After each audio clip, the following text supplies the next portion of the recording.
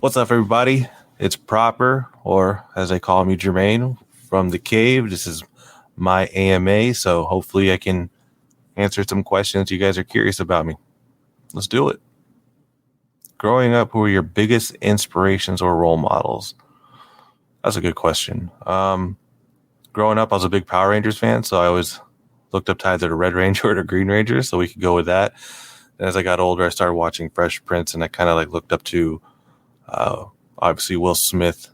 I just liked his style. I thought he was cool as fuck. Not so much now, ever since he slapped Chris Rock, though.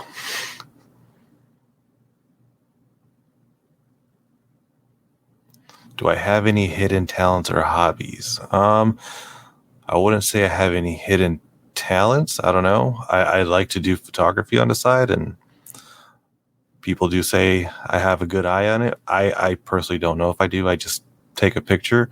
Hobbies are I like collectibles, as you can see behind me. I've kind of packed up some because I'm moving out of this warehouse and going somewhere else, but I like my collectibles. Shoes, I'm kind of falling out of that, though. I'm starting to slowly sell it just because I find myself wearing just Vans and shit. You know, just something I don't have to care about so much, you know. What's the one thing most people might not know about your personal life or background? That's a good one, actually. What's one thing most people might not know about your personal life or background? So some people, obviously, that I've met along the way, that they kind of, I'm not trying to say I'm rich or anything, but obviously, I live a comfortable life. I'm not trying to front about that. But growing up, it wasn't always like that. We've had our struggles as a family. It was never like this for me for my whole life. It really just started picking up when I moved to Tustin, and I met a lot of my friends who are still my friends to this day, like Danny, Jarrell, Jerezy. Sorry, I know you don't like it, but yeah. So my life was never really as it seems, and I've always just tried to be positive about it and try to be like that light for people. That's just something I like to do low key. I don't broadcast it because that's just, you know, you can always turn to me and I'll be there for you. That's just how I am. What's been the most memorable episode or segment you've been a part of on Cave? There's been quite a few. You know, I've had some good conversations with Hydrogen Warrior, very insightful, brought me into a new learning of health. I'm not too crazy about health until recently. I did carnivore, but we can get to that later. But it was nice listening about his craft of, you know, trying to put more people onto the hydrogen game because of the benefits and the results he's seeing on his end and the proof that he's able to provide. And I thought that was great. Conspiracies, there's conspiracy episodes like we did with Hush Hush Society. Sorry. Those were great. I like those a lot. I learned a lot because while I do like good conspiracies, I'm not as deep into it as our members like Jerezy or Abra are, but I do love a good conspiracy theory. That's something great to me. But if I'm going to talk about nerd, I love those episodes we did with Pulling These, and, you know, shout out to them for bringing us on to their podcast. That was fun. It's just fun to talk with people that are into the same things as you, and you can disagree on it together, and it'd be great because too many fanboys nowadays, you disagree with them and it's a fucking war, especially like on Twitter. You can argue with people. So it's nice to have a common hobby together you could talk about and disagree with and still get along. I like that a lot. So are there any episodes or moments from a podcast that you wish you could redo? Well, Jerome brought this to my attention. So I talked about how SpongeBob was actually pitched to a gay show, but I probably should have mentioned that I got that from a Tumblr post a long time ago, because that was where I would actually dive into conspiracies back then on Tumblr, because, you know, people Tumblr was a lot cooler then than it is now. I've never been on Tumblr recently, but I know it's a lot cooler back then. And there was this page I was following, and they talk about cartoons and the conspiracies of how cartoons are. And there was one where they were talking about how the Rugrats, where all those kids are actually dead, which is creepy, right? And Stu is he's like having PTSD, I guess you could say. The word's not coming to me. And so he invents these toys just to preoccupy his time, but he lost his kids. And then that led me to reading more and more. And then I fell upon like a very interesting one about SpongeBob SquarePants and how it was pitched to a gay show originally. Whether this post was credible or not, I don't know, but I fell for it, I guess you could say. But it felt like it could be a possibility to me because, well, SpongeBob does have some of those gay references. No problems if you're gay, though. That's just saying, but yeah, if I could redo that, I would do that. And maybe the one where I did the conspiracy podcast with Juan, where I was wearing this stupid mask, and yeah, no, I wouldn't do that again. Do you have a favorite golfer, past or present, whom you admire? Obviously, the easy answer here is Tiger Woods, but I'm not going to sit here and pretend like, oh, I've been watching golf forever. I've just recently picked it up, 2020. But I've grown to like players right now like Tony Finau, Xander Schauffele. I think it's Cameron Smith or Young. See, I don't even know. He's the guy who went to live. Cool guy, Australian. Yeah, I mean, off the top, I used to like Rory, but he's such a crybaby about all this, and it's kind of a turn off because it's like, dude, you're so good. Like, why are you crying about people making money? You know, you're making money, let them make money, you know. But I think off the top of my head, that's who I can think of. Are there any movie quotes that you find yourself using in daily life? There's quite a few. I mean, one that's always stuck with me is it's kind of corny, but I think it's dope when you use it again, like for your friends and camaraderie. It's from Bad Boys, like, we ride together, we die together. And I actually use that quote for my football team when we were supposed to write these quotes on our shirts, and you know, I just felt like that resonated well with me because we're a team. And yeah, that's a quote that I still like to look back onto and get a little inspiration. But there's quite a few more movie quotes, and I don't know why it's not coming to me, but that one stuck out the most, so let's go with that. Which golf course is at the top of your bucket list to play on? Oh, what is that one in it's like up north, and everyone, I don't know why it's not coming to me, but it's I think it's like in Monterey or something.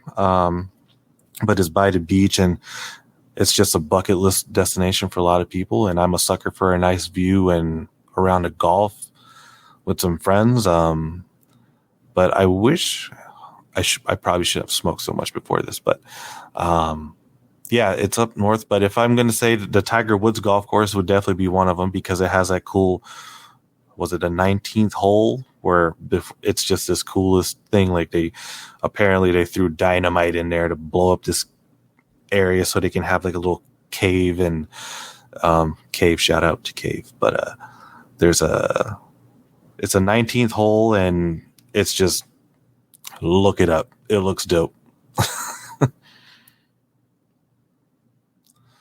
What's your memorable golfing moment or achievement? Probably when I get birdies, because I don't get many of those. It's hard. But as far as achievement is just looking back at how I started back in 2020, just to get out the house. I hit up my friend Roman, said, hey, let's go hit the range. And I decided to take it seriously because I was getting pissed off with how well he could swing and make it look easy. And I'm looking here like a jackass hacking at a fucking ball. And he's doing it so fluidly. And so just looking at that time to now, I feel like I've really progressed. I'm nowhere near perfect.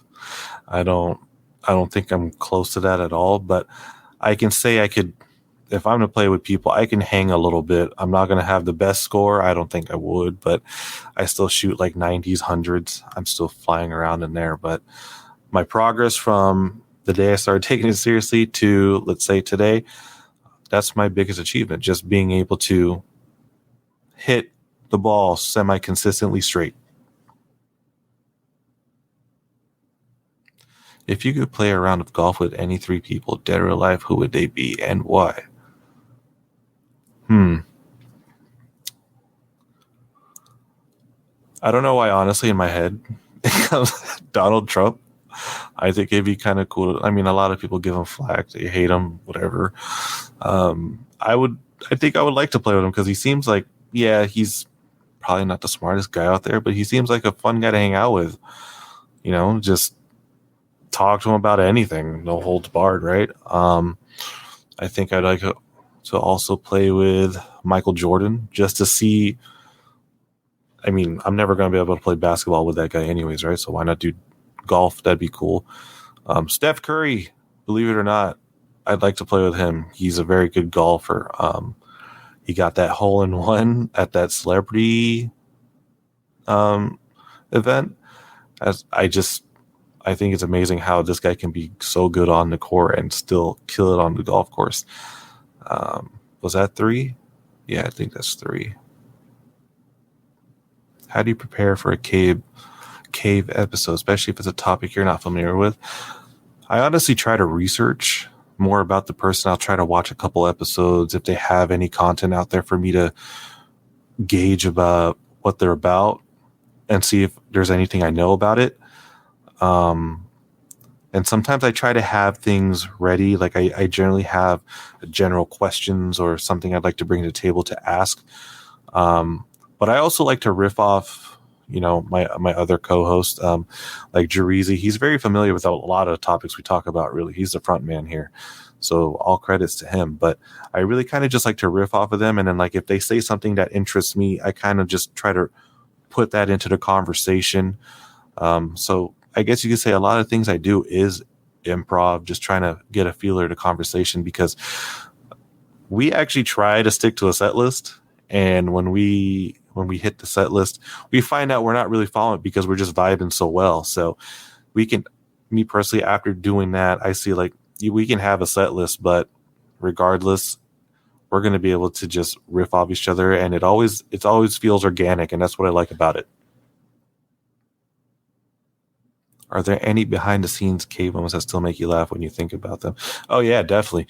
Like when we're off camera after or before a pod and we're just shooting the shit, just talking shit on each other or just making jokes. Inside jokes are always the best parts for me, but that always helps me get set up for the show. Everyone has their rituals. Smoke. I'll smoke a little bit just to get into the vibe, but for the most part, I like how we get together and we can build each other up before the episode, whether we're just talking shit or filling each other in. But I say the moments that are funny to me are when we're fucking around and joking around. Stuff I'll just keep off camera, but I'll let your imagination run wild on that. Is there a movie you love that most people don't know about or underrate? There's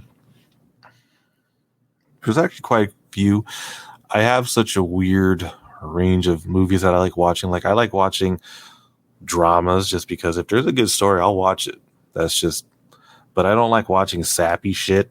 That's just like, of course, it's predictable. Is there a movie you love? Like, okay, so let's talk about one of them just to show you. There's a movie called 500 Days of Summer. I wouldn't say it's underrated, but there's also not a lot of people that know about it just because it was kind of an indie film and it kind of blew up. But it's pretty much about this guy who gets a girl, and you know how typical movies are when it's like that. He gets a girl, but no, not in this movie. They don't end up together. I like that how they kind of took it somewhere. It's like they didn't end up together, but he ended up finding someone else, which was cool how they built up to it. I mean, obviously you're just like, oh, that's it. It's like, no, it's just kind of how it was written.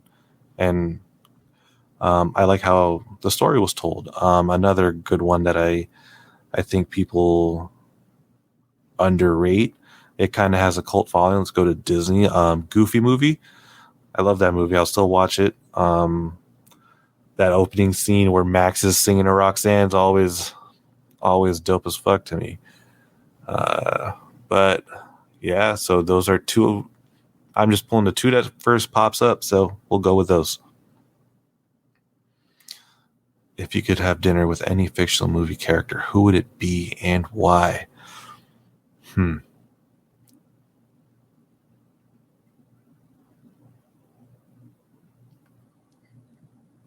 I really have to think about this, huh?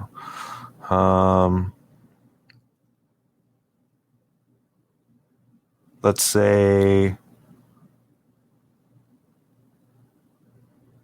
fuck it. I hate that I'm stuck on this right now. What movie did I watch recently? You know what? It'd be cool to... Tony Montana Scarface. Just, it'd be cool to build, kind of just pick his brain a bit, because he's such an interesting character, you know, like just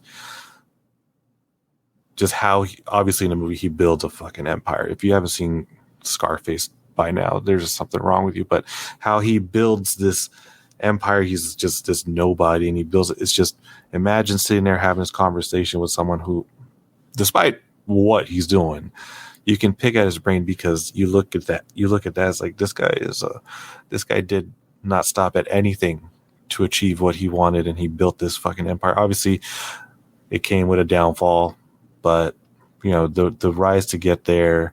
That movie showed the grit he was willing to go through just to achieve it. And yeah, Scarface.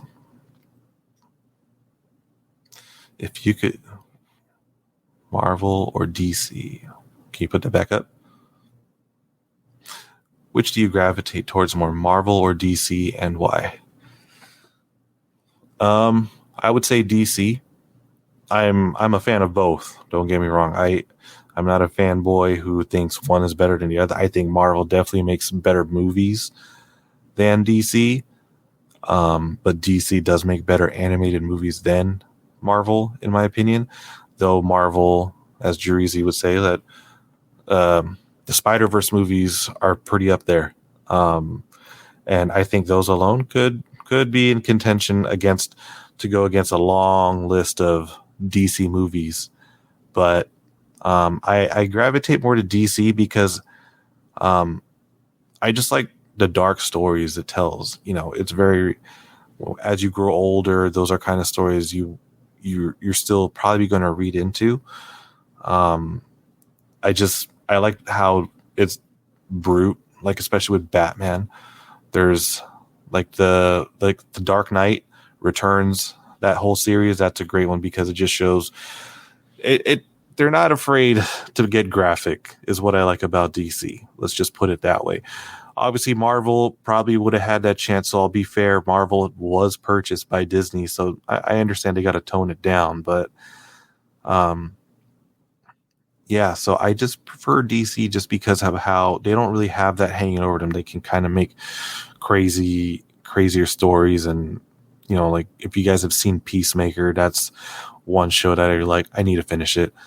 But yeah, that's really just why I lean more towards DC. But I do appreciate what Marvel has done for the comic book movie universe. They've shown that comic book movies can be made, because before that they haven't had a good history. It could be by Fox, but X-Men and all those shits, they weren't that great. They were good because obviously we're like, oh, growing up, it's like, oh, I used to watch that as a kid. But Marvel has definitely set the standard for when it comes to cinematic universes, and I think it's about time DC should catch up. But I don't know, it's still messy, especially with that Wonder Woman shit. Feel bad for Gal, but James, I don't know. We'll see what you can do. I'm not 100% on him just yet, so we'll see.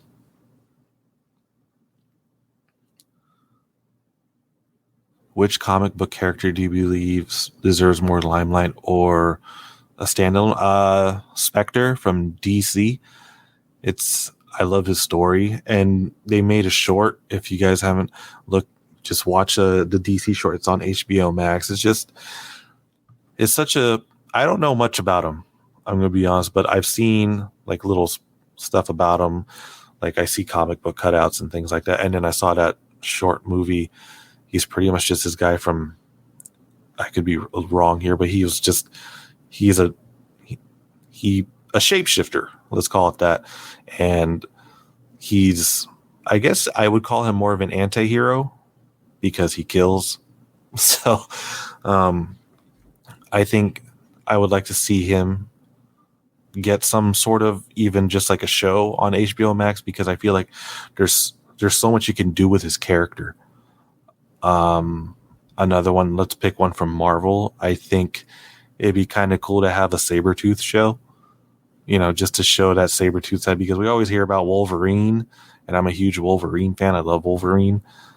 But obviously when you think of him, you can't not talk about Wolverine and not talk about Sabretooth. So I think a Sabretooth show, or even a movie, if they do it right, would be cool, because it kind of builds that villain for Wolverine to face, if they're going to do anything with Wolverine in the future. But I do want to see some villains get some love. That'd be cool.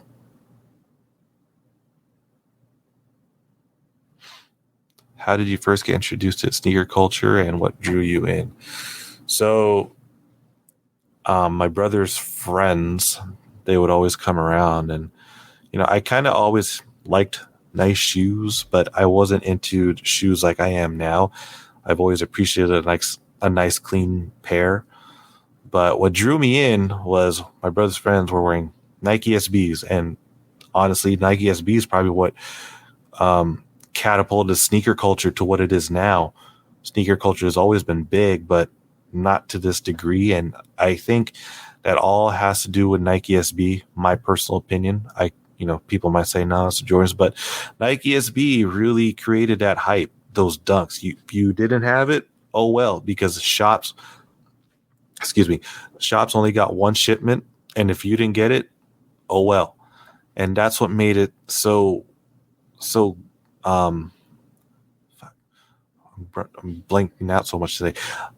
I'm fucking tired. But the Nike SB really had that I don't know. Nike SB had that appeal. There you go. That appeal, just wild colors like the Tiffany dunks. They're based off Tiffany & Co. And just how many themes these shoes had was amazing. And they were put together so well. Nike SB is okay right now. They're using a new mold, new platform. It's more skateboard feel, which the way it should have been, because back then people were saying Nike SB. That's not a skate shoe, A lot of hate towards them from the skate community, actually. But that's how I got my start into sneaker culture, just starting to stack up on Nike SBs and then slowly moving into the Jordans. But I was more Nike SB. And then as I got older, I kind of pushed into Jordans. I still like my Jordan 1s. I feel like that goes with anything. But obviously I like to collect the iconic ones like the 11s, Cement 3s. And honestly, those are probably the only shoes I'm keeping, because like I said earlier, I'm kind of slowly selling my collection just because they're just sitting there. How has being a Filipino American shaped your identity and personal experiences?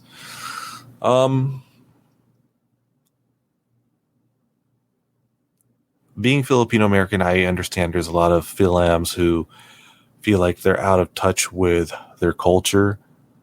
But for me, that isn't the case. I guess I can say, because at home, my parents only spoke to me in Tagalog. So I understand it fluently. I can speak it fluently. So I'm actually thankful that I can, have some sort of culture. And it's made me, obviously back then there was that whole Asian pride movement. Yeah, I'm proud to be Filipino American.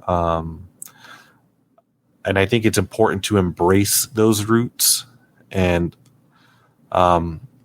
understand that being a Filipino, being anything in America or in the world, actually, you're bound to stereotypes. So you have to understand that, okay, what stereotypes of being Filipino actually resonates with me or not. But I didn't want to be a nurse because most Filipinos want to be a nurse.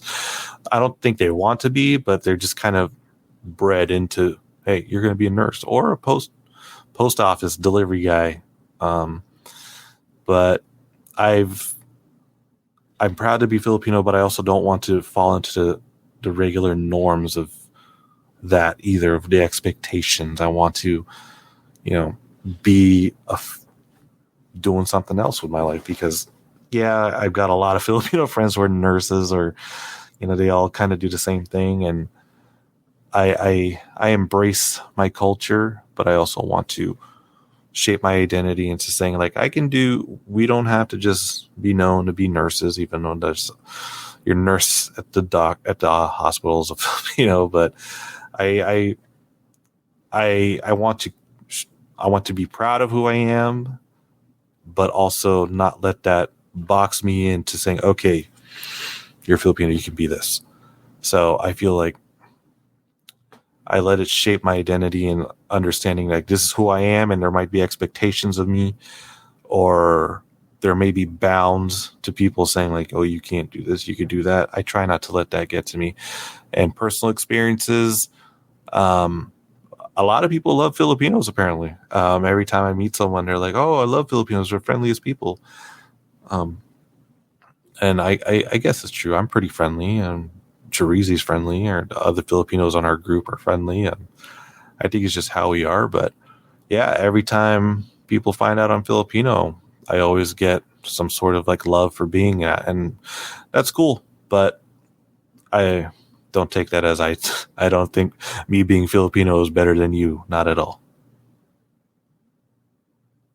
Can you share a memory experience where you felt particularly proud to be a Filipino American? Oh man, I think everyone would agree with me on this one, but Manny Pacquiao, watching his fights, taking down the top names in boxing,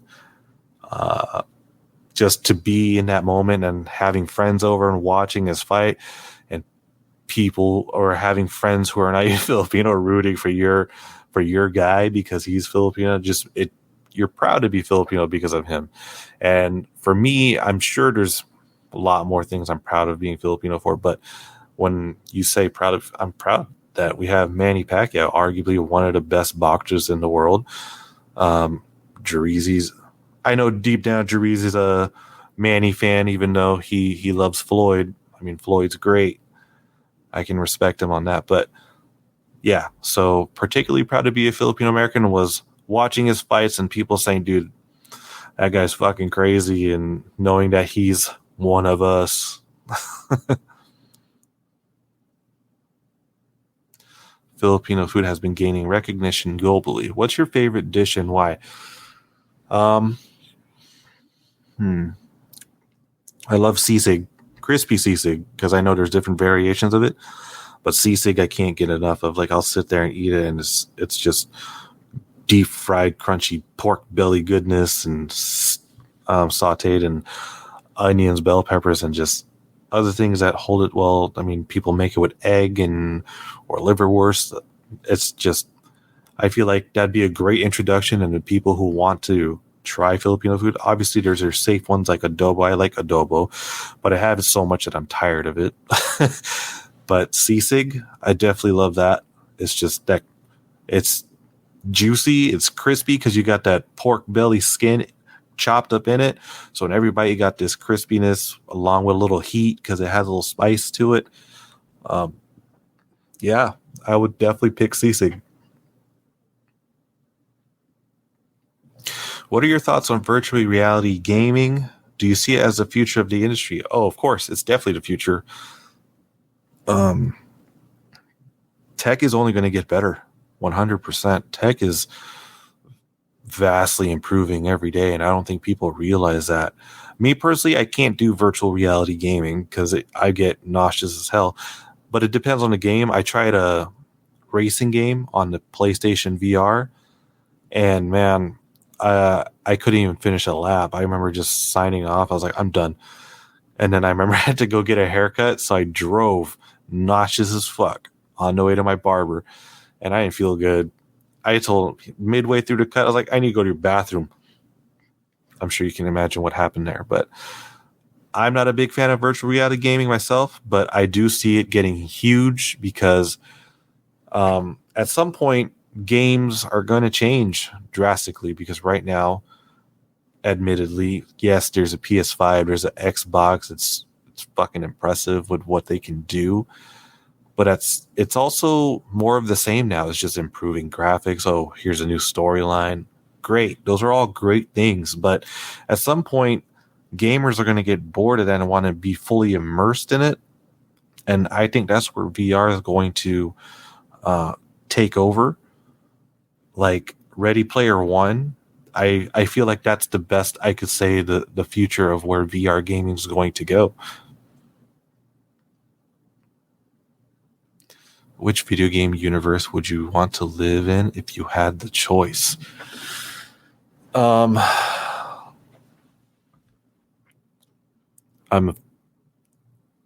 very much into the new Spider-Man series.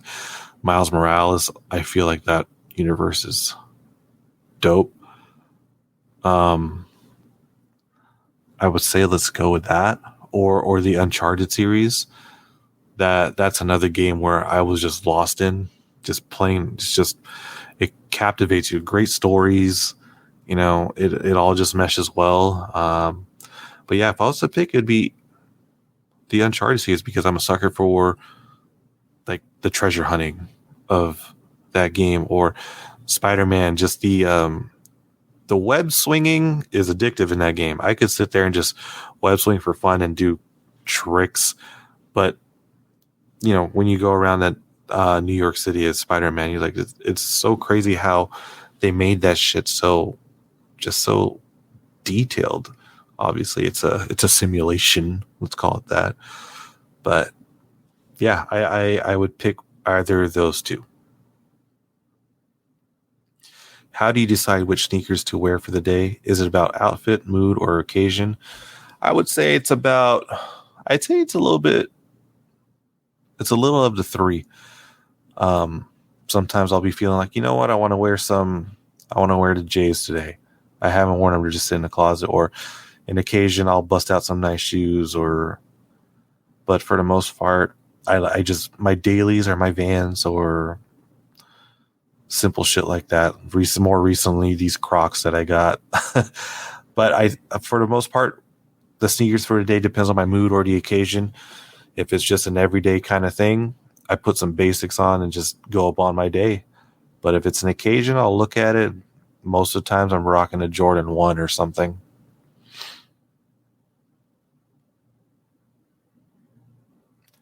In your opinion, what's the most iconic sneaker ever released and why?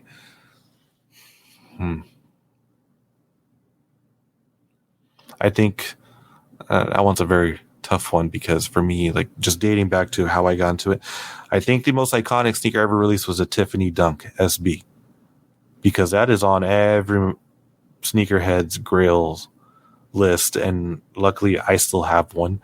I'm never letting it go, but I feel like that shoe at the time when it came out, that's what everyone fucking wanted. Everyone wanted the Tiffany's. There were so many replicas of the Tiffany's, but you could tell from like a mile away, they could never get that teal down. They could never get that Croc leather pattern shine down. Everyone just wanted that pair. And if you were getting into Nike SB, if you had the Tiffany, that probably beat out almost anyone what they had on their feet that day, unless they had other shit that was harder than that, like the cement dunks. But as valuable as those cement dunks were, the Supreme dunks, most people would gravitate and say, I want the Tiffany's, because it just had this crazy look to it, this appeal, like it just went together so well. You had that chrome swoosh with on teal leather, the Tiffany aqua, let's call it, the Tiffany blue, and then you had this semi-gloss Croc skin around it. It looked classy, and the fact that it was a skateboard shoe was unheard of, because whenever you see skateboard shoes, like, You always had like those chunky shits, like the Osiris D3s, or just like regular DCs, Etnies, and then Nike SB came out and said, "Nah, this is what a sneaker can look like." And the Tiffany is on every sneakerhead's grails list. People probably disagree with me on that. Say Yeezys or the Jordan 1 or the Cement 3 or the Bread 11s. I don't think there's a wrong answer to this. It's all subjective, and in my personal opinion, the OG Tiffany Dunk Low. Who would be your dream guest on the Cave podcast? I was actually thinking about this the other day when I was just dozing off for bed. I was kind of thinking, like, because I was kind of going through our episodes, seeing how far we've come, but I think I would like to have on,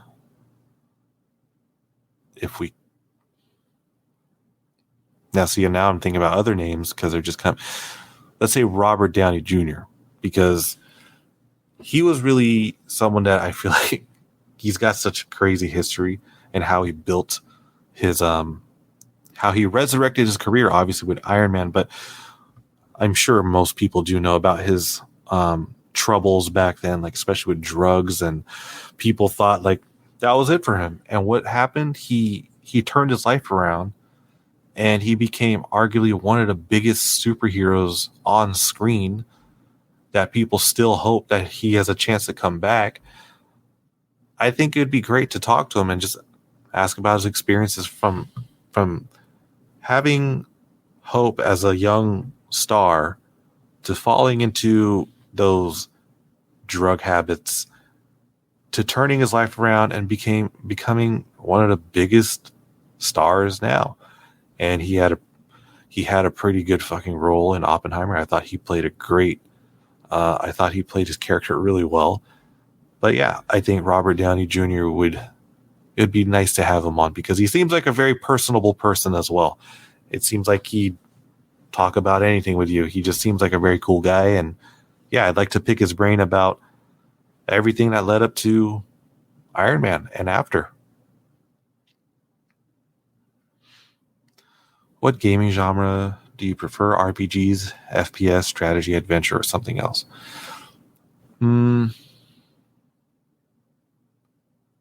I actually like adventure games. I play adventure RPGs. I kind of lean to that, but more adventure. But lately all I play really is just Warzone or a little bit of Fortnite, really. But I've been playing just shooter games, because this kind of goes back to what I was saying. Games are great now, but they're also kind of There's nothing. I don't know. Maybe I don't know what's about these new gens and the appeal of the games, but they're okay so far. But I like adventure games. Like I said, the Uncharted series, I can dive into that and just get lost. I'm currently playing the Harry Potter Hogwarts Legacy. I like that. It does get a little stale because it's kind of repetitive, but just I love how they made it such a huge universe and it's kind of free roaming. Grand Theft Auto, obviously, can't not say anything, can't not mention Grand Theft Auto. It's a great fucking, I love that. I guess I would fall into RPG, right? Role playing or adventure. And Spider-Man, I like games that kind of keep you hooked in with a good story and very fulfilling to play. But to get my quick fix, I just play FPS games. Have you delved into any classic retro games? If so, which ones hold a special place for you? All right, yes. Good question, because I actually just got the Nintendo 64 expansion pack on my Nintendo Switch, and I've been having fun with Star Fox. That was one of my favorite games growing up on N64. I remember for the first time ever, my cousin got the N64. I was jealous, and he popped in Star Fox 64, and I didn't know what the fuck we were getting into. But the moment that song came on, dun, dun, dun, dun, yeah, if you play Star Fox, you know what I'm talking about. That I was like, whoa, this is cool. And Yeah, so lately I've been kind of just playing that on my Switch along with GoldenEye. GoldenEye's up there too, but for N64, my favorite game was Star Fox 64. Which comic book villain do you believe has the most compelling backstory? Hmm.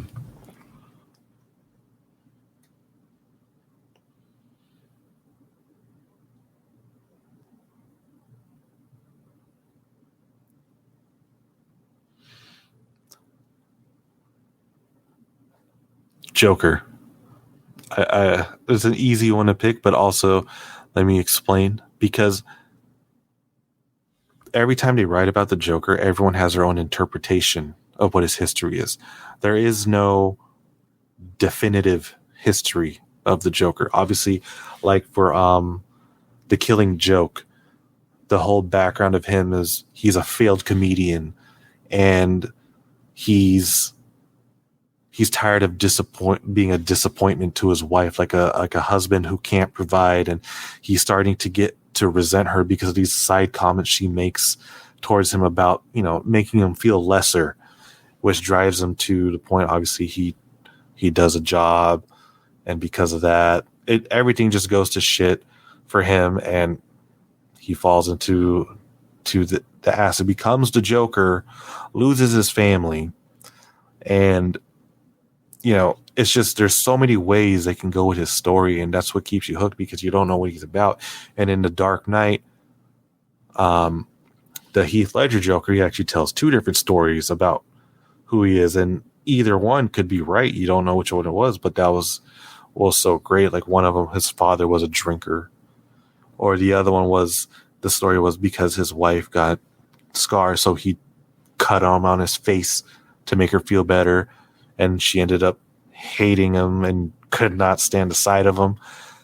But that's why I find his backstory so compelling, because there's so many interpretations that artists have put out there about him, and it's always like as if it's something new every time, but you know who this character is, and so you're kind of curious with that mysterious of his history. It's just like, well, which one could it be?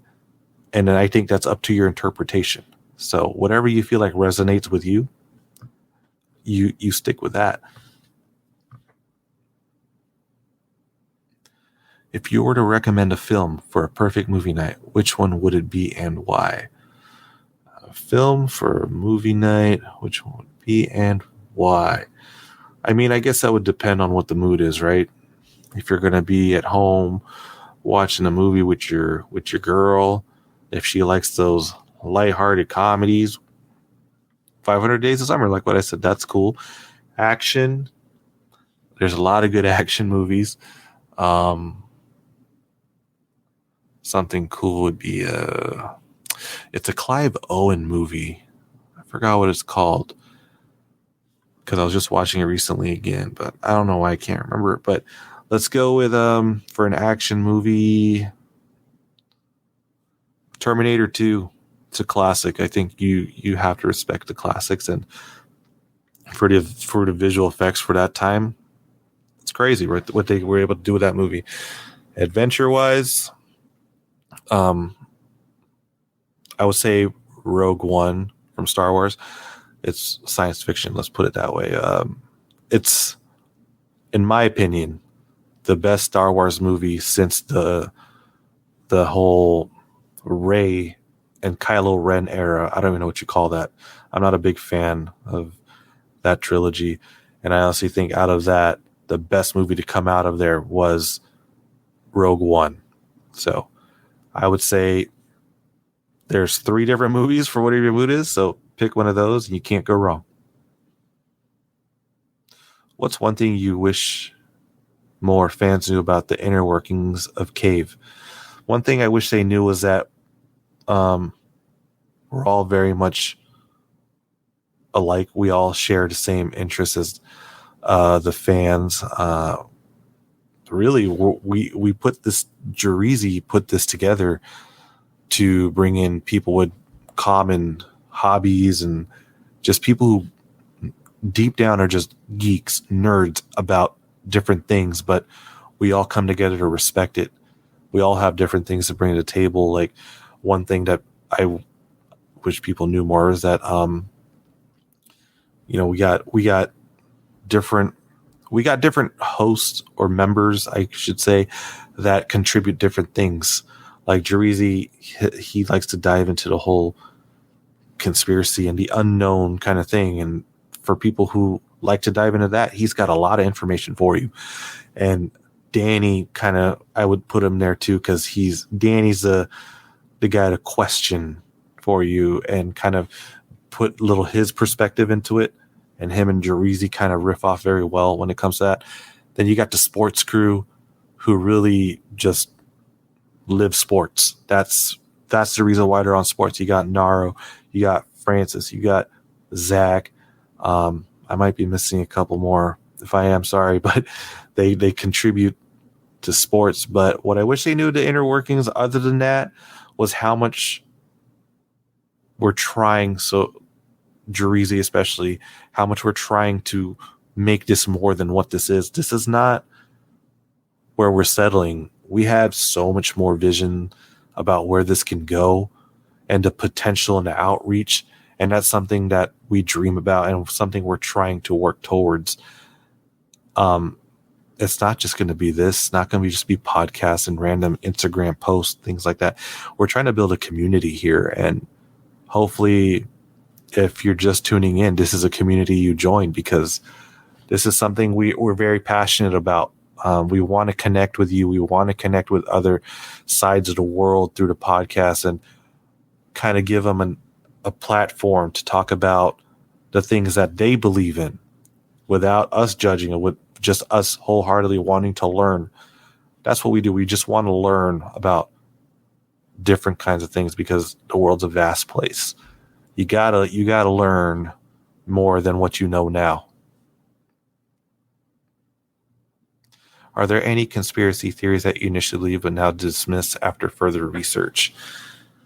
To be honest, no, not really, because every time I kind of have an idea of like, oh no, that can't be, and then more shit comes in, and you just, I believe,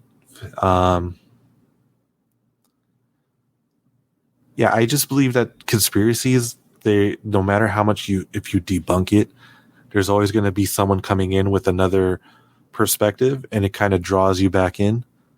And then you kind of see that and you're just, oh, that could be true. But if I'm to pick something that I initially believed, I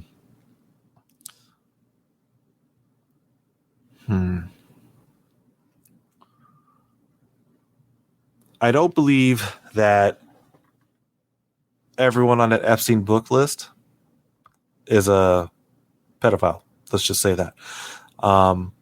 Because I used to believe that in that book, everyone on there was going to Epstein's Island doing, unimaginable shit to underage kids. And, it's a touchy subject, but I do want to say, I do believe that people in that book were probably just there to meet with him because he probably had some stupid proposal with an underlying, a motive for him to gain. I don't think that everyone on there is guilty. But after further research, let's just say I wouldn't say there's research, but you just look at these people and you just kind of like, I don't know, like Will Smith, he got married on the island, apparently. But do I think that he went on that island with Jada? I mean, it's plausible, but I also like to just say, like, not everything is a conspiracy, man. Like, some things are just what they are. And I just don't think everyone on that book is guilty, but I think we should question why they want it hidden so much. That's why I'm saying these things can go both ways, and it's just really hard to like be definitive in how you feel about theories, because you could be like, okay, I think that's bullshit. Then another perspective, like I said, comes in and you're like, wait, no, I retract that statement. Who are your top 3 music artists, and what's your go-to song when you need motivation? My top 3 music artists, One is J. Cole.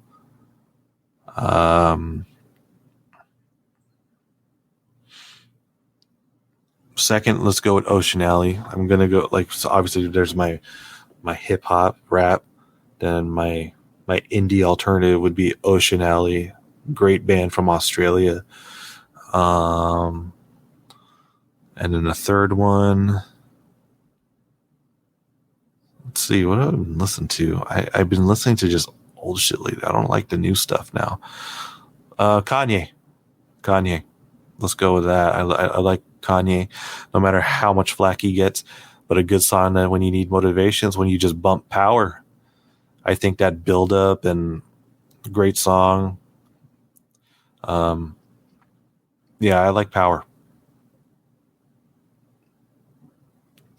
If you could drive any car for a day, what would it be? Damn. That's hard. I love my cars, but if I could drive any car for a day, it'd be a McLaren P1. That car looks out of this world, and I love its, mechanical wing on the back. And I remember seeing one at South Coast Plaza, some guy just pulling in a purple P1, and I just remember just staring at it. I love cars. I can appreciate a nice car, but the P1 is definitely something I can't get enough of. I love how it sounds. I love how it looks. And it's aged so well. And I think it'll continue to age very well. I would love to drive that for a day and then hopefully run away with it. As someone involved in Filipino American culture, what traditions or aspects of the culture do you cherish the most?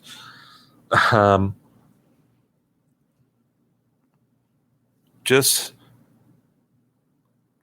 how, like, in the Filipino culture, everyone gets together.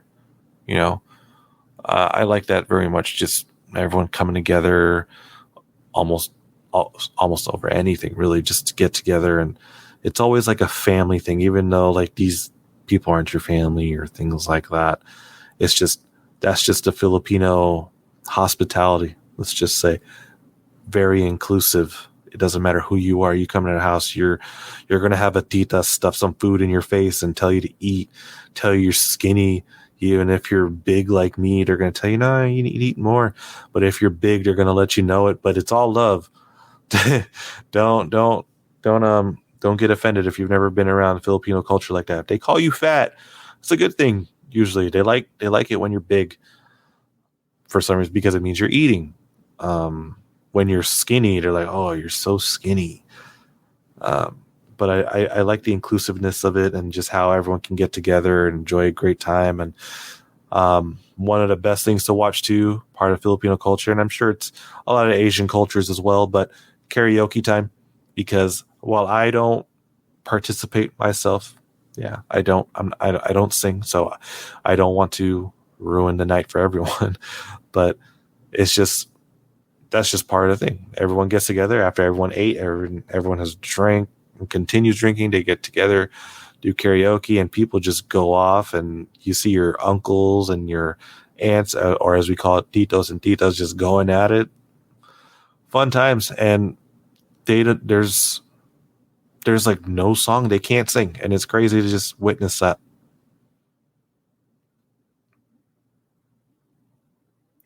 What's one piece of advice about fatherhood that you received and has stuck with you? To just let your kids be. And I'll elaborate on that. So yeah, when I was told that, just let your kids be, I was like, what does that mean? Obviously let them be. But what I was told was that we live in a world where we let our kids be anything but themselves. We're always telling them, oh, you could be this, you could be that. But somehow when they're themselves, that's when parents are the most critical. No, I don't like that you're like that. I don't know. I want you to be this. Why don't you go be a nurse? Why don't you go be a doctor? Why don't you go do this? There's no money in art. There's no, like I said, we live in a world where we let our kids be anything else in the world but themselves. And I was told you have to let them be themselves. in order for them to truly be happy. And as a parent, with everything you've grown to at this point, and if you're thinking about having kids, understand that whatever you went through you're supposed to apply that, but in a way for your children to not have to go through it the way you did, but have them be smart about it and just let them be. Your kid wants to go do some crazy experiment, let them, because who knows if that's going to trigger something in their heads. Like, I like this shit. Becomes a scientist, ends a disease. Who knows? It's just let your kids be curious. Let your kids dive into what they think they love. And if they get passionate in it, support them.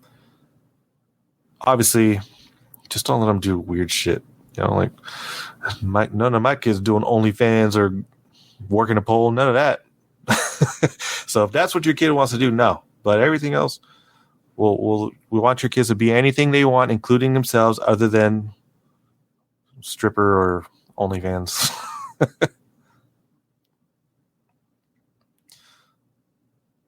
What's your favorite father-child bonding activity that you both enjoy? So with my son, we play video games together. And I've been kind of showing him wrestling that I grew up on, the Attitude Era. I don't watch new wrestling much. I really don't. But I like to show him, like, hey, I grew up on this match, watch it with me. And just seeing my son, like, dude, what happened? Is he okay? And just seeing that curiosity that I also had, it's just saying, like, I'm glad he can share his interests with me. Other than that, my son, like, also going for a ride with me in my car, and I'll have a little spirited driving, as we call it, and he enjoys it. And just watching cartoons I grew up on and seeing how he loves it. He loves The Simpsons just as much as I do.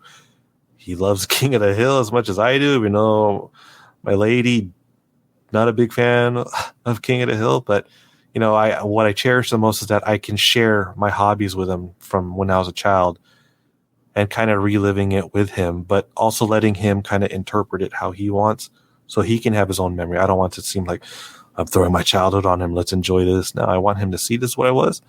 And if he likes it, great. And for the most part, he likes most of it. And we play video games and watch cartoons, and it's a great time. What was your very first car, and do you have any fond memories associated with it? Yes, I remember my very first car. I got lucky with it. I was actually supposed to drive a Suzuki Vitara. It's a small red SUV. That was supposed to be my first car.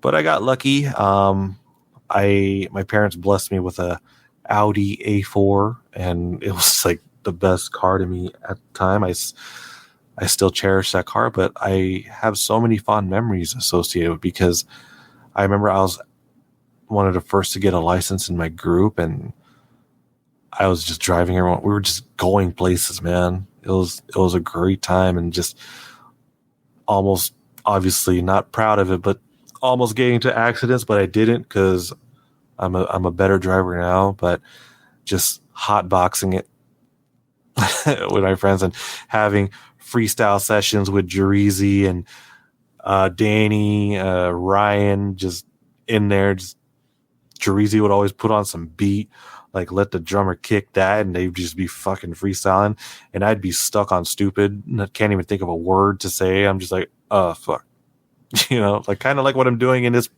little AMA today, just stuck.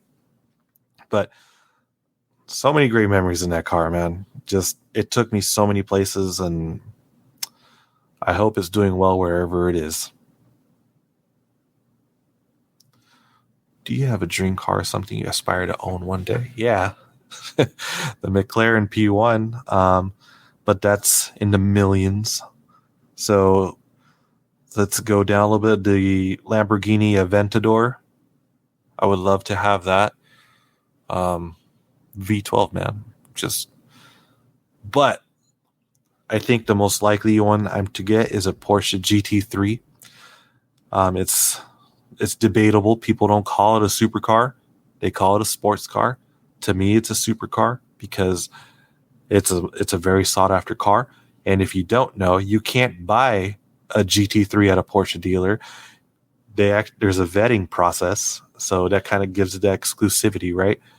So you have to have a 911 first before you can jump into the 911 GT3 by invitation. Like they give you an invite, say, hey, you can now buy one. But if you want to skip that, you can buy a used one, obviously, which is not a bad idea either. But I would like a Porsche GT3.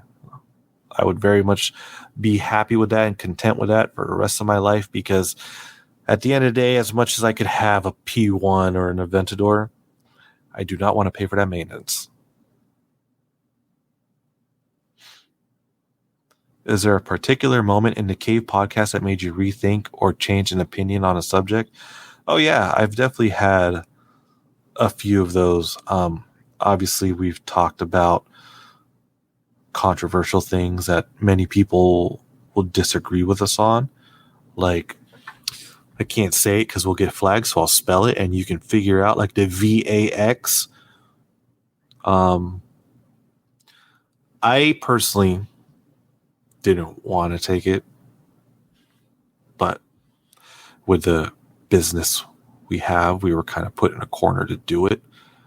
But I also didn't really think there was much to worry about on it. It's just like, I don't want to get it. And then obviously I kind of thought people were going a little crazy about, oh, it's killing people. But now I'm kind of looking at it, and we've had many conversations, and it's just like, yeah, I can kind of see where people are getting this idea and this data to back that it's causing a lot of premature deaths, and especially like young athletes, which is a scary and alarming thing. But yeah, I wouldn't say that I'm anti-vax or anything. I just want the truth about it. Really, if it's bad for us, why are we putting it in ourselves? But we've talked about it in our podcast, and I've kind of grew another perspective on it that's very valuable to me to judge the whole situation on a fair playing field, in my opinion. But if you're okay with it and you took it, I don't care, really. Like, hey, I hope you're okay. And if you don't like it, that's okay too. I think we can still get along. What's the craziest conspiracy theory you've talked about on the podcast? So I didn't personally talk about it, but it was brought up by Jerezy, Danny. They were talking about Tartaria, and it was very intriguing to me to think of like this super advanced civilization before us that's being covered up. Now, obviously, I've kind of dug my own research on that, to just, late night researching on my phone. And there's theories to debunk it and theories that very much back it. But I'm very much drawn to it because I do think that there's a lot of things in history we don't know about. All we know is what's in the books, because that's all they want us to know. Who wrote these books? And how do they know this is what everything that happened? We don't. And we don't know about the worlds before, the people behind civilizations before us. We don't. All we know is what's in these books. And it's just so intriguing me to learn that there could be a super advanced civilization before us, and how they got all that tech. Aliens is my theory.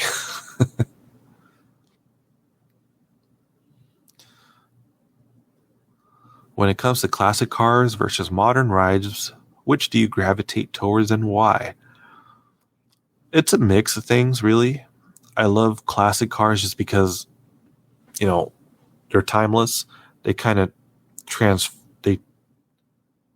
they bring you back to a time where you see this car as like, this is probably the hottest car at the time, and it still is. Like a Datsun 240Z is a very iconic car.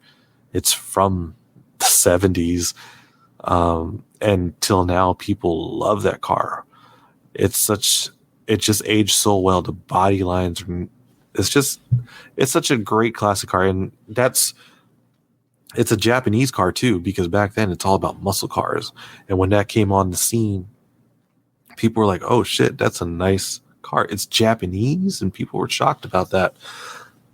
At least that's from what I've learned over time by just watching videos and reading up on these cars. But modern rides that I also gravitate to that have such a very sleek, not too over futuristic design, but something that ages very well. I think that's important to me when I look for a car, if it can age very well and don't look so dated after just a couple years of its release, but also the tech behind it. But the kind of disappointing thing about modern rides nowadays, they're going hybrid because for some reason they believe that these electric cars is what's going to save our planet. It's not. We're just burning fossil fuels to charge these fucking batteries, man. What do you think? But there's a mixture of things. Like, I can go to a car show and I can respect a nice classic car on this side, and I can respect a nice modern car on this side, depending on what the model is, how tastefully modded it is. I just like cars, and there's really no this or that when it comes to classic or modern. I love them both. How would you define spirituality in your own words? I think having a sense of connection with who you are and what you are in this world that we live in, however you want to define this world, a simulation, whatever it is you want to call, spirituality is being grounded into understanding that you're here and you're very much in control of what you can do for yourself. I think spirituality is also being able to connect with an inner self through, some people like to go through psychedelics and feel like they connect with their inner selves. And me personally, I've done mushrooms a few times, and there's times where I've been in deep thought and just saying like, okay, like everything I feel right now I feel so grounded. I don't know how to explain it. It's just when I had a trip one time and I was just like, I'm on this planet and, I'm living amongst these people, and I don't know what there is after this, but I have to fulfill this phase of my life first before I can understand what's ahead. So yeah, I think spiritually is just, as cliche as it sounds, to be divine within yourself. But yeah, I just think spirituality is just understanding who you are and who you are on this planet and your beliefs, and just following that and making something of this world and this life that makes the most sense to you, and not what's being projected onto you. How do you find inner peace or center yourself during moments of chaos or stress?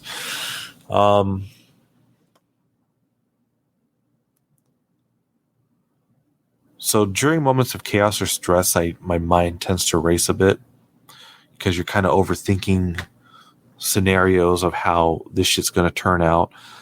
What I've practiced over time, and I could say I have a good hold of now, is just being able to pull myself back and kind of slow down the thoughts by just kind of say, hold on, slow down, think about it for a second. Like, think about what you're thinking about, if that makes sense. Think about these thoughts you're having and rationalize them. And so I slowly nitpick at every little thing. I'm like, okay, that doesn't make sense. That's out of your question.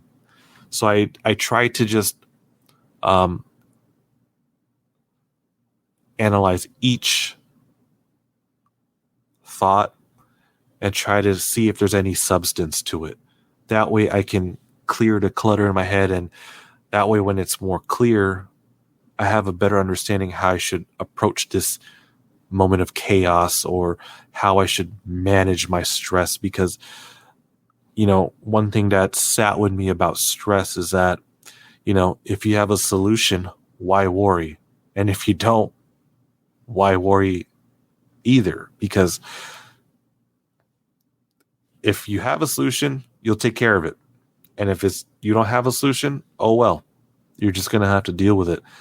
And obviously sometimes that's scary because you don't want to have to deal with it, but that's life, man. There's things you're going to have to go through that you don't want to go through, but it's in those moments where you kind of learn a little bit more about yourself. So you should learn to embrace it and just take on it. It could be a moment where it pivots change for you. Sometimes things that are uncomfortable that happen to you is because you're in a moment where change is going to happen and you need to go through that in order for it to happen.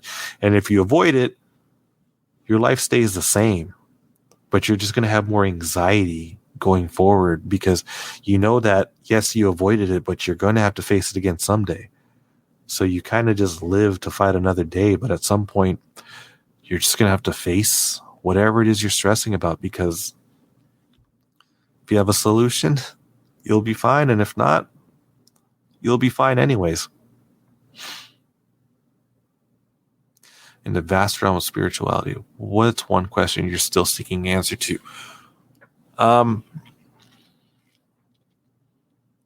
Just what happens after all of this?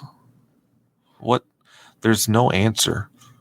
There's no correct answer. It's a bunch of speculation, and I think it's a bunch of what resonates with you. But I think it's just what happens after all. Is it just black? Do you just die and everything's just, when you close your eyes, that's it? Or do you actually see what people say? Because some people say like they saw God, and God's like, it's not your time. Go back. Like Rikishi almost died. And he said that story too. And he said, I saw God. And he said, it's not your time. And they sent him back. So that's just, out of everything in the vast realm of spirituality, one thing I've always pondered is just what happens after death. And the crazy part is that you're never going to know unless it finally happens to you. And it's not like you can come back and say, guys, this is what happens when you die. It's like an exclusive club that you're only going to get to know with other people who have died, and you're only going to share that experience. Maybe you reincarnate. And I also think that, well, if reincarnation's a thing, then depending on how you do in this life is going to translate into what you reincarnate. If you're a piece of shit, you're probably going to be a cockroach. If you did really well, you'll probably reincarnate to another human being who has a very good trajectory in his life of where he's going to be headed. And I also think that maybe that you finally just go to the other side and see, as you can call it, I guess, the outside of the matrix, right? I don't know. It's just, death is very interesting to me in a weird way, not like a morbid way, but a very interesting and intriguing way. The idea of the possibilities that we'll never know unless it happens. Are there any rituals, meditation, or practice that you engage in regularly for spiritual growth? To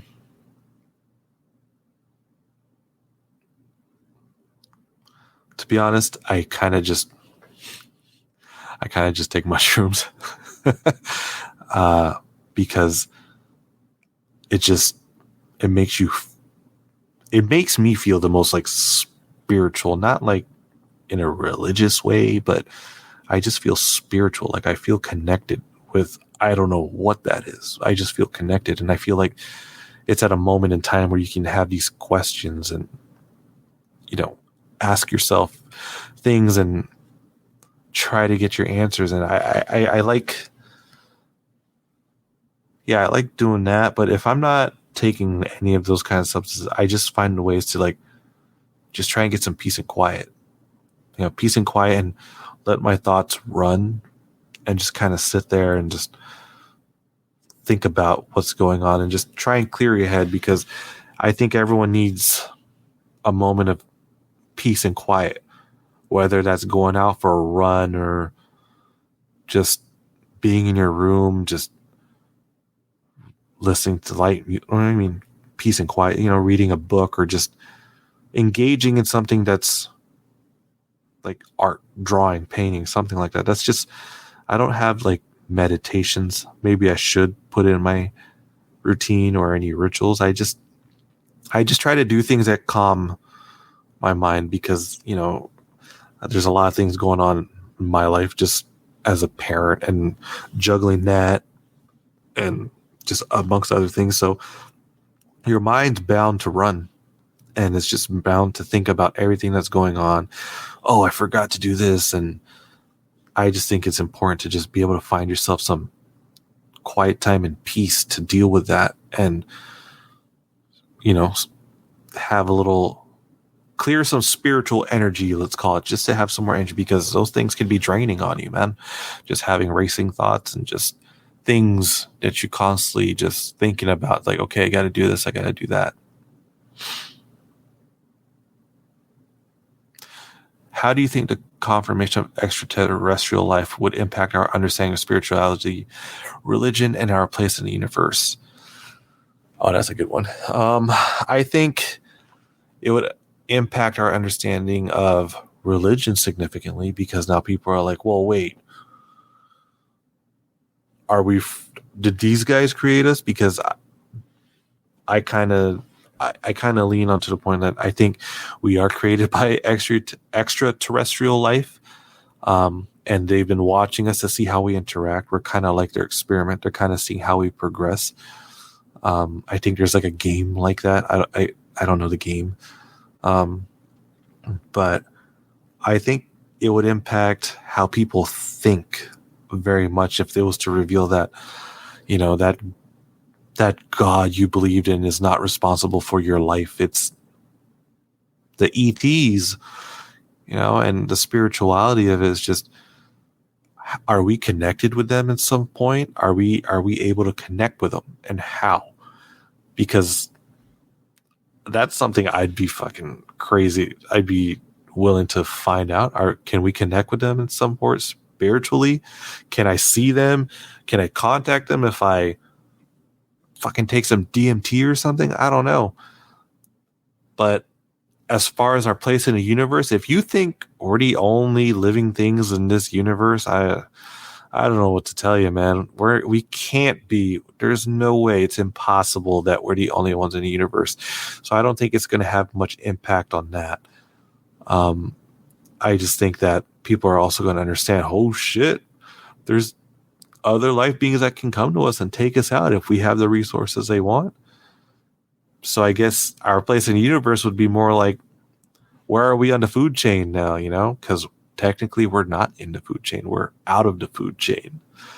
But yeah, I think that's how extraterrestrial life would impact any of those subjects. I mean, I could probably go on a bit and off tangents, but yeah, I think that's some ways it would. If you could sum up your cave experience in one word or phrase, what would it be?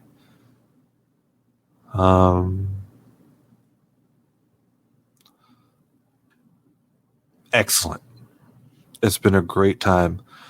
I've had, you know, I'm glad that I'm able to reconnect with friends from high school, just to get on a platform, because obviously now we're adults, so it's harder to just have time to go hang out and go do the things we used to do. And obviously as growing up, you kind of lose touch with your friends like that, just because life gets in the way. But this has been a very great experience for me. And I'm very thankful for Dreezy for giving me a spot here and kind of being his co-captain. I'm thankful that you trust me in that position. So thank you for that. I'm trying my best. I'll do it, but I follow your lead, man. But it's been great. It's been great. I love just getting on here. It doesn't feel any pressure. It's just, hey man, let's go get on this pod. Let's go talk about this. And I get to talk with my good friends for a couple hours about interesting, exciting shit that I'm learning about or I know about. So yeah, Cave is a great experience. Right there. What dreams or goals have you set for yourself, and how are you working towards them? So currently I'm trying to be more feed more into my creativity, because maybe that should have gone on to a previous question about hidden talent, but like I have a very creative mind, and I'm not trying to say that to boast. I constantly see a way I can make a thing into this. Like I'm like, oh, I could film that and shoot it like this and cut it up like this, and it's just crazy to me like how I can like see that in my head, right? But I can't put it here. Like I can't put it on this computer. Like I shoot a video and in my head I've had it directed how I want it, but then I just can't put it here. But I think it's just that learning curve. And so right now I'm really trying to learn this whole video editing thing, because it's always something that I've always wanted to get very proficient in. I feel like that's the next step from photography. I've always loved shooting photography, no matter what it is. But videography is just another level that pushes and challenges my creativity. And it's just something that I'm hooked on right now. I'm learning Final Cut Pro right now and Adobe Premiere. Final Cut Pro is more user friendly. It's like a beefed up iMovie, really, with more professional, obviously, because Final Cut Pro, more professional tools. And Premiere is kind of like in my opinion, the industry standard. A lot of people use Adobe Premiere Pro. And I would like to get so proficient at that I can help make content for Cave. And there's so many ideas I have for it. It's just, I'm on this learning curve, and it's just how to cut this up, all the shortcuts on this keyboard, and just to achieve a little clip that I want, I have to learn so much. And I'm really hoping that I can put it together, because I'd like to make a side business out of it. In all honesty, I'd like to make a side business out of videography, photography, and yeah, and aside from, and get my golf brand off, but it's so expensive, man.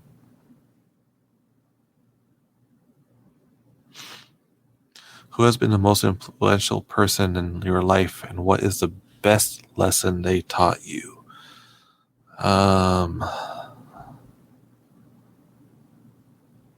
That's a good question, because I feel like there's so many people that have given me lessons. I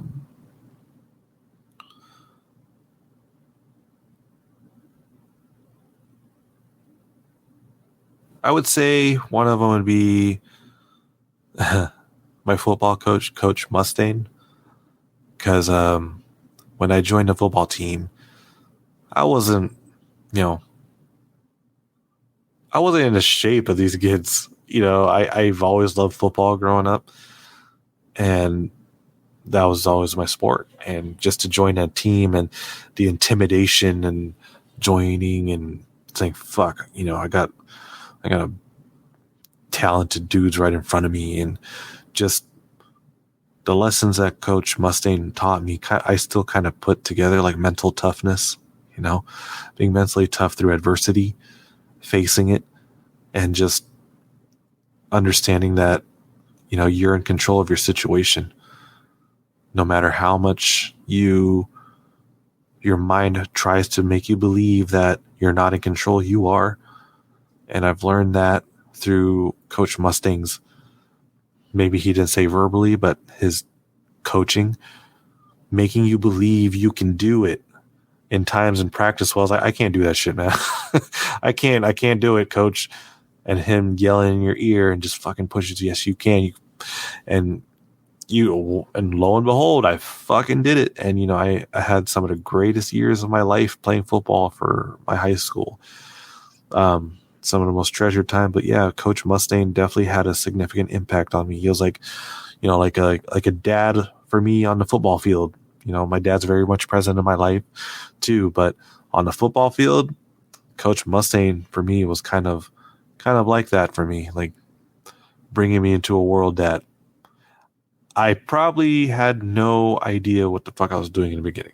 It was just showing the fact that he believed that I could do these things was enough for me. He's like, okay, I'll try. But yeah, like I said, the best lesson they taught me is as simple as just mental toughness. You know, when you doubt yourself, you got to be mentally tough to go against it. I use that mental toughness towards almost any mental hurdle I have. If there was a movie about you, which actor would play you? I guess he's got to be good looking too, right? Or funny. I'm just kidding. I think if we're gonna do, what? I can't even think of like actors that look like, or not look like me, but at least Asian, right? Let's just.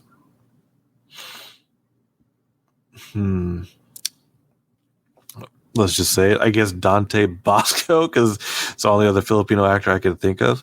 But if we could pick anyone, yeah, Michael B. Jordan could play me. That'd be dope. Yeah. All right, guys. Well, thank you for attending my AMA. I hope I didn't bore you guys. Again, this is The Cave. I hope you guys, if this is your first time listening to us, please like and subscribe on our YouTube channel. Follow us on Facebook or Instagram, TikTok, Threads, Twitter, The Cave, K4V3. We post about anything. We talk about anything and everything. We have something for you. Trust me. So like I said, join The Cave, learn more about us, be a part of the community. Thank you for attending my AMA. I hope to see you guys in the Discord, and we can talk there if you want to get to know me more and other members. Thank you, guys.